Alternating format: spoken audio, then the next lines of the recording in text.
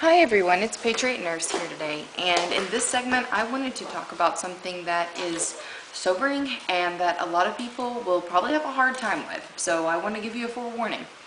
In this segment I want to talk about who's going to die first when the poop hits the fan.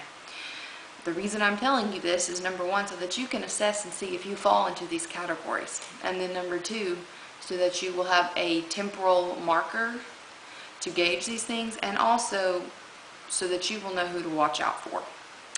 So without further ado, let's trot forward. And I have classified the groups of people who are going to die first into three categories. The first of the three is basically the people who are physically disabled.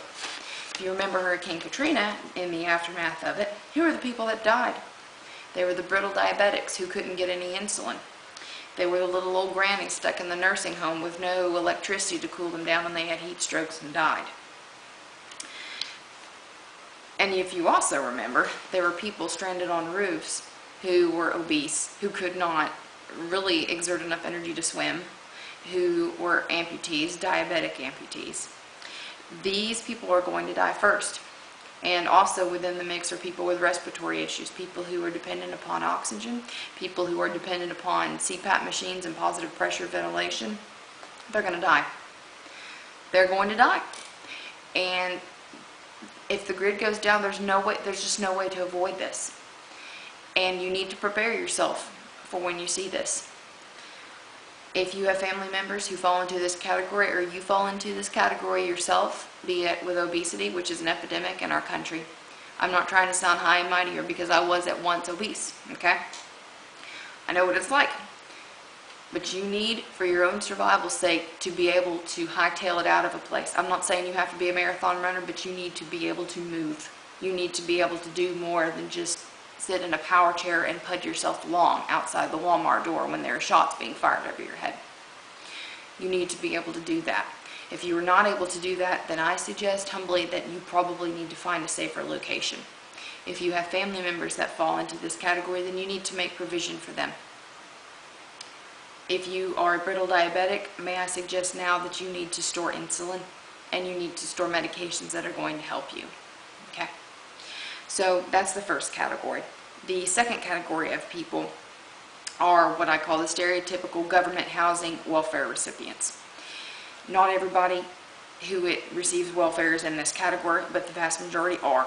That's just my own personal experience from doing a lot of nursing and learning a thing or two about life.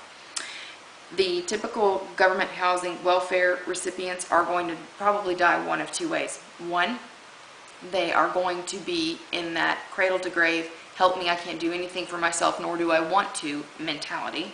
And exactly like happened with Katrina, they got herded onto the buses, they got taken to the Astrodomes where they sat in filth and nastiness for days, and they died for various reasons. The second group of people, subset in this category, will turn into aggressors. These are the people who will go and loot, and they will get shot, and rightfully so, I might add. I have no sympathy for people who go and loot and get shot. That's just my thing. You can call me hard-hearted if you want to. But these people will also, note here, they will take advantage of the people in group one. They will take advantage of the physically disabled. They will take advantage of them for a myriad of reasons. But within this subset is another subset that you need to watch out for, and that is the druggie. Because I got news for you. I did alcohol drug detox within a psych setting for 2 years. When these people don't have their drugs, if they're addicted to alcohol, they're going to have seizures and die. Their blood pressure will shoot up and they'll have various issues, but they're going to die. If they are addicted to alcohol, or excuse me, if they're addicted to benzos or opiates, they're going to come for you. They're going to come for the people in group one, the physically disabled, if they know that they have opiates and benzos. And you better be prepared to defend yourself from them.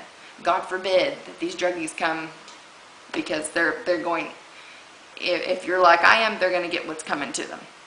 But when people are strung out on drugs, or when they're detoxing and they're looking for their fix, you better watch out. This is going to be one of the most dangerous groups of people out there, is the druggie, and you need to prepare for that. And I got news for you as well. If somebody's strung out on drugs and they're coming for you, it's 1 round of 9mm isn't going to touch it. 2 rounds isn't going to touch it, okay? You need to be prepared for that. The third group of people I have classified in two ways. It's the yuppies and the neo-hippies. And the neo-hippies and the yuppies, they have complementary but equally deficient skill sets. The neo-hippies, let's talk about them for a second. These are your, I love my chacos, not knocking chacos, I'm sure they're great. I can never wear them, but these are your chaco wearing, barefooted, I love urban gardening, live in the city, lower your carbon footprint. These people are going to die. And here's why. Even though they have good skill sets, such as agriculture and manual things like sewing and weaving, what are they deficient in? Firearms. These people typically do not like weapons, and because of that, they are a perfect target. Do you remember back in the 60s, the hippies were fantastic targets for people who wanted to rob them because they were peace, love, and all the other good stuff. They didn't carry firearms. Perfect target, okay? The neo-hippies are going to be very little different. They're not going to be able to defend themselves. And then there's the yuppies. And the yuppies, it's a very wide swath of people. But the main thing with the yuppies is that they have incurred so much debt that they have been unable to prepare. If they don't have food, they're too busy paying their mortgage and their 2 car payments and their gym membership and their tanning membership. Okay? These people are deficient in supplies mainly, but these people will react when it's too late because these particular folks are so caught up in the Republican-Democrat cheer for your team game that by the time the stuff goes down, they will not have come to the place in their mind where they realize and can come to a grips with and can accept that they were wrong. All right, denial is a huge part of this. So these people, while they may, for instance, go out to the shooting range every now and then and may have some level of self-defense capability, they will not be able to mentally cope with, oh, I was wrong. So, and because of that, they will probably get out too late. So I hope here that this has been in some way informative for you. I tried to break this down into what I think are the people that are going to die first, in hopes that you will take an honest look at yourself and your family and your friends. And hopefully in that honest look, you will try and assess if you fall into that category and if you do what you need to do about it. I got news for you folks. If you don't have your mobility and you don't have your respiratory functioning, you're not going to make it. And you have a chance now, before all this stuff happens, you have a chance to fix that. And I plead with you to do that. You don't have to be a marathon runner. You don't have to weigh 86 pounds. Okay?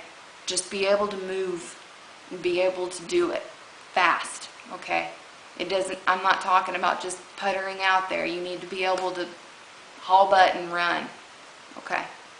So this is it is the most sober video that I've done, but there's a reason for it. And I want you guys to know this, okay? This is straight from the heart here.